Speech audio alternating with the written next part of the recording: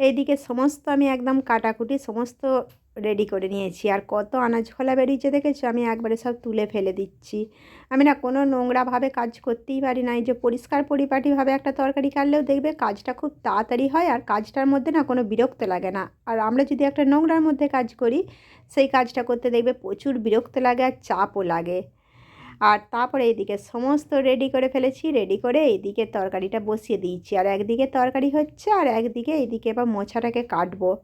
আমার অনেকবার তোমাদের বলেছি, আমার ওইদিকে তরকারি হলেও না আমি এইদিকে সময়টা নষ্ট করি না, এক্সট্রার অনেকগুলো করে কাজ করে নিই। আজকে যেমন এই মোছাটা কাটতে বসেছি, আর প্রথমে মনে ছিল না, বঁটি করে কাটছিলাম, তারপর মনে পড়ে গেল কাঁচি করে কাটলে তো তাড়াতাড়ি হয়, সেই জন্য আবার কাঁচিটা নিয়ে বসে পড়লাম।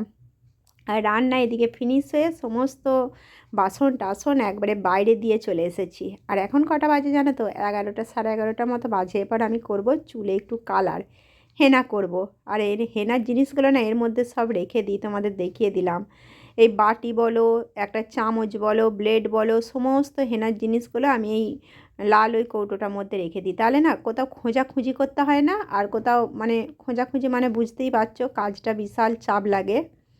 আর দেখিয়ে দিলাম এই চিকচিকির মধ্যে হেনা রেখে দিই। এইভাবে একটু যদি আমরা হিসেব করে কাজ করি, কোনো কাজই আমাদের চাপ লাগে না। মেন হচ্ছে জায়গার জিনিস জায়গায় গুছিয়ে রাখতে হবে, খোঁজাখুঁজি করতে গেলে বিশাল বিরক্ত লাগে। তারপর একবারে হেনা করে চান করে একটু ঘুমিয়ে চলে এসেছি বইকালে। বইকালে আগে চলো গ্যাসটা পুঁছে নিই।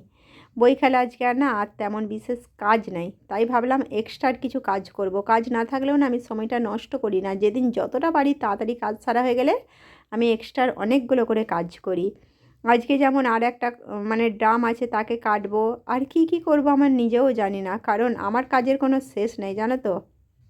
কাজ করব বললে কাজ হয়েই যায়, আর না করব বললে কিছুই কাজ থাকে না। সেলাই বলো যাই বলো সব জিনিসটা আমি নিজের হাতে করি তো, সেই কারণে। আর ওই জিনিসগুলো না নিজের শখের জিনিসগুলো ওই ঘরের কাজ ফেলে রেখে করলে না খুব মানে ভালো লাগে না।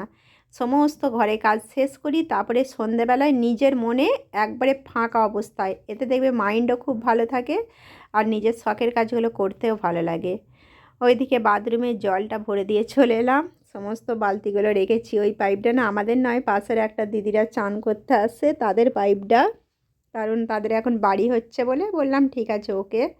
মানুষের উপকার করলে ক্ষতি কিছু হয় না দেখবে, খারাপ তো কিছু করছি না বলো। যাই হোক জলগুলো ভরে রেখে চলে এসেছি দুয়ারে। আর বড়মশাই বিছানার চাদরটা নিয়ে এসেছে, তোমাদের দেখিয়ে দিলাম। এরপরে এই জিনিসগুলো গোছাবো, সেটা তোমাদের পরের ভিডিওতে দেখাচ্ছি।